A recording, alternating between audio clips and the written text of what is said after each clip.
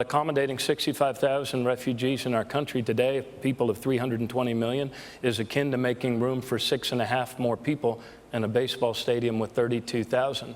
There are other ways to lead and to be a moral leader in this world rather than at the opposite end of a drone strike. Just very quickly, 65,000, the number stays. That's what I understand is the request from the international... But for you, what do you want? I would want us to take our place among the nations of the world to alleviate this sort of death and the specter we saw of little kids' bodies washing up on a beach. That was former Maryland Governor Martin O'Malley at the CBS News Democratic primary debate on Saturday, standing by his statement to allow 65,000 Syrian refugees into the United States. Governor O'Malley joins us now on the phone. Thank you for joining us. Thank you, John. Good to be with you. Good to have you. Governor, the House is voting on a bill today, as you know, for increased vetting of Syrian refugees. Where do you stand on that measure?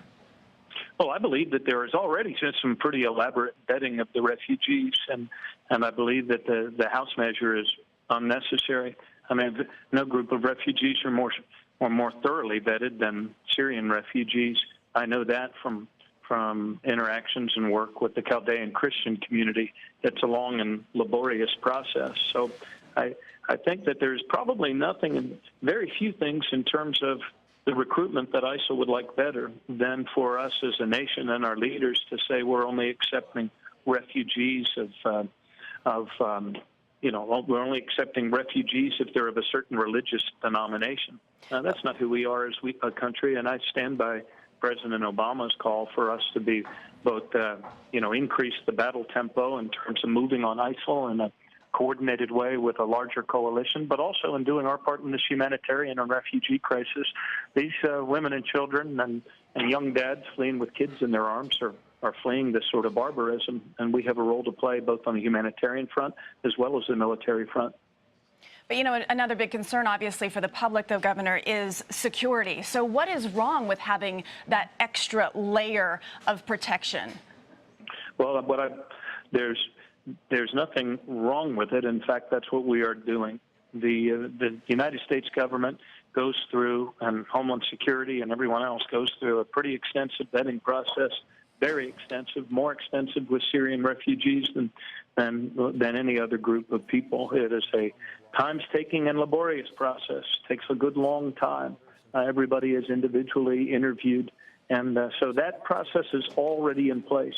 What we need for leaders to do in these times of crisis, when understandably people are afraid, ISIL has demonstrated a capacity to strike beyond Iraq or Syria in 4 different and pretty well coordinated attacks, and we've all known since September 11th that an attack could happen here again and likely will.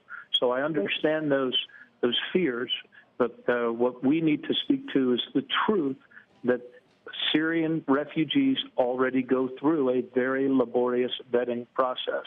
And for us to say as a nation we're not taking any, or we're only taking the Christian refugees, is for us to play into the hands of ISIL and to give them a huge recruiting tool in their effort to try to portray this as a war between 2 world religions, which it is not. It is a war against a genocidal, barbaric group of terrorists. Are you concerned that this might be a distraction from what might be the other more effective entry points, the Mexican-Canadian borders, for instance, or people coming over on tourist or student visas? There are so many ways. In a free and open society, there are so many ways that we are vulnerable. We know that. I believe this is a distraction for us to say we cannot do our part in the humanitarian crisis. We cannot be credible as a leader among nations in putting together a military coalition if we are cowed into retreating from the humanitarian front and the issues that unite us as a human family on this earth. So you have to do both, and we are a great people. We've always found a way to do both in the past, with some notable and tragic exceptions. And this is an instance where we have to do both and something more, which has not yet been talked about too deeply, gang, and that is build up our own capacities here in the 50 states and in our cities to better protect our people for these sorts of new attacks in this new age where the nature of warfare has been totally transformed. As mayor and as governor, I always made sure our state was building the capacities that allowed us to share intelligence, that allowed us to quickly track vehicles by networking our camera networks to make sure that we actually had interoperable communication, so all levels of our first responders to communicate with each other. That's a debate we should be having. That's a real good thing for governors to do. Let's have the governors do what they're supposed to do in this fight.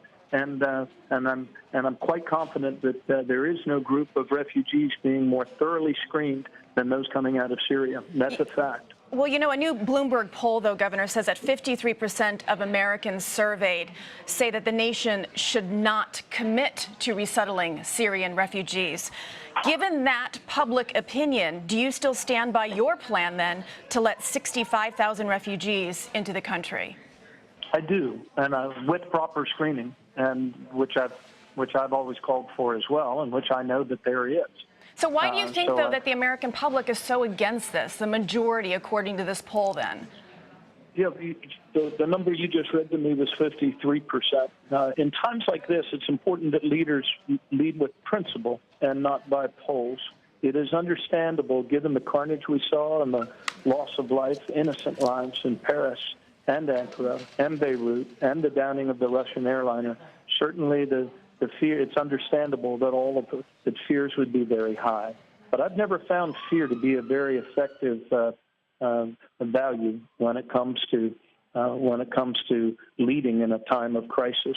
We have to do what we know will actually serve the ends of the United States of America and our best national security interests, and that is to quickly up the battle tempo and the coalition moving against ISIL, and to also do our part among the other moral nations of this earth in terms of alleviating the refugee crisis, because we have to win not only a military battle, we have to win the battle for the hearts and minds of good people all around the world. And ISIL is perverting the name of a great world religion. And we need our allies and like-minded people of the Muslim faith to step up and help us in this too. And we can't do that credibly if we say we're too afraid for the first time in our nation's life to be able to save lives, especially after what we've seen, the images of little bodies washing up on beaches. Governor, if I can turn to the campaign for a moment, there is a report in the Washington Post that your campaign is near financial collapse, that you are down to about $800,000.